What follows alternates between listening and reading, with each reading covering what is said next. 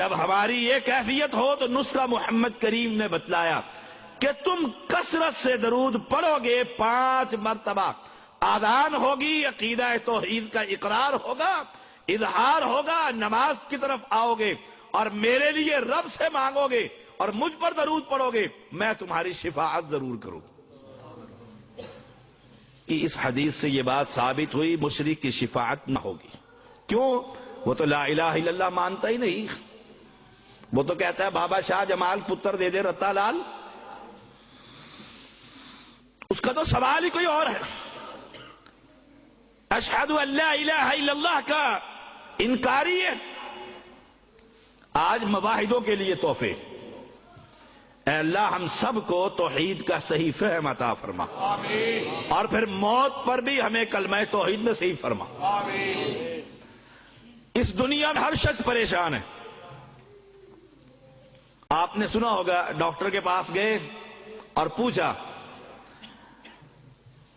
Doctor نے interview لیا، B P check کیا، ہارٹ بیٹ چیک کی، بڑے بھائی سے پوچھا ہے اس کو کوئی ٹینشن ہے؟ کہتے جی ٹینشن ہے۔ سنا ہے آپ نے نام؟ اس کو ٹینشن ہے، عجیب بیماری ہے، بظاہر کوئی بیماری نہیں، ٹینشن میں مبتلا ہے۔ اللہ کے پیغمبر نے ٹینشن کا علاج بتلایا، کرو گے؟ یہ نسخہ مفت میں کسی اور کو بھی دو گے؟ کیونکہ میں بغیر فیس کے آپ کو بتلا رہا اور کبھی فیس نہیں لی اور انشاءاللہ کبھی نہیں لوں گا۔ ٹینشن کا علاج کہتے ہیں جی لیگزوٹنل کھا لو،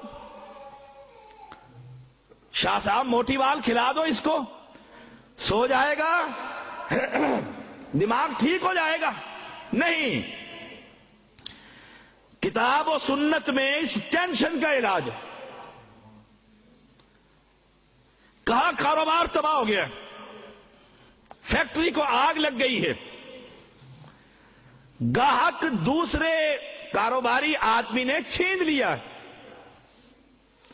بیٹا فوت ہو گیا ہے، ماں کو موت آ گئی ہے، ایسی مصیبت گھر پر اتری ہے، تہس نہس ہو گیا ہے گھر۔ آؤ ایک نسخے میں اس کا علاج ہے، ایک نسخے میں۔ وہ نسخہ کیا ہے؟ ابی بن کعب رضی اللہ تعالیٰ نے بیان کرتے ہیں، میں نے کہا یا رسول اللہ صلی اللہ علیہ وسلم، میں اللہ تعالی سے دعا کرتا ہوں، اس دعا میں کتنا وقت آپ پر درود پڑھوں؟ ہمیں کیا کہتے ہیں؟ مر گیا مردود، نہ فاتحہ نہ درود، نہ فاتحہ پڑھتے ہیں نہ درود پڑھتے ہیں، الٹا چور کوتوال کو ڈانٹے۔ مر گیا مردود، نہ فاتحہ نہ درود، نہ نماز میں فاتحہ زندوں کے لیے، نہ جنازے میں مرے ہوئے کے لیے فاتحہ، اور کہیں گے اس کو جو زندوں کے لیے بھی فاتحہ پڑھتا ہے مردے کے لیے بھی فاتحہ پڑھتا ہے، جس کے پاس پوری دنیا کے ہر غم کا علاج۔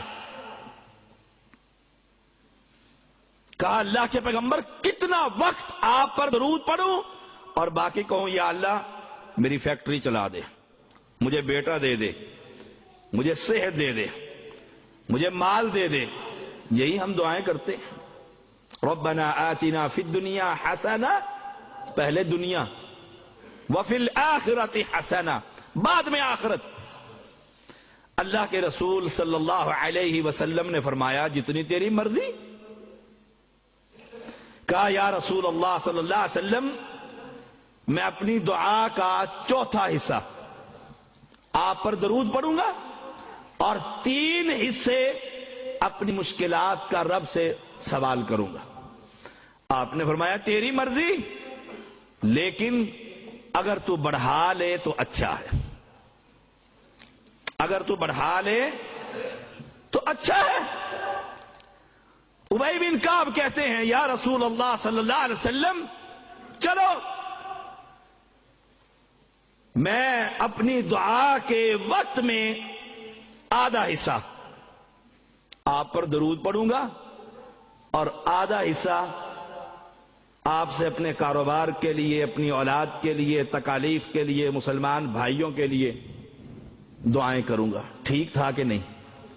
دعا کرنی چاہیے کہ نہیں؟ رسول اللہ صلی اللہ علیہ وسلم نے فرمایا تیری مرضی، لیکن اگر تو بڑھا لے تو تیرے لیے اچھا ہے۔ سبحان اللہ۔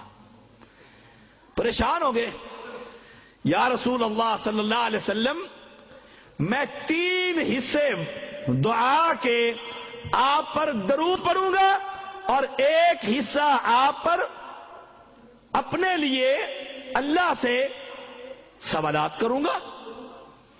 آپ صلی اللہ علیہ وسلم نے فرمایا تیری مرضی، لیکن اگر تو بڑھا لے تو تیرے لیے اچھا ہے۔ دعا کتنی رہ گئی تھی؟ کتنی رہ گئی تھی؟ درود کتنا تھا؟ اب ابھی پڑھتے ہیں کہ نہیں پڑھتے؟ ایسے ہی مشرک کہتا ہے کہ وہ ابھی نہیں پڑھتے۔ اب ابی بن کعب کیا کہتے ہیں رضی اللہ تعالی عنہ، یا رسول اللہ صلی اللہ علیہ وسلم آج کے بعد میں سارا وقت صرف آپ پر درود پڑھتا رہوں گا، کوئی دعا نہ مانگوں گا۔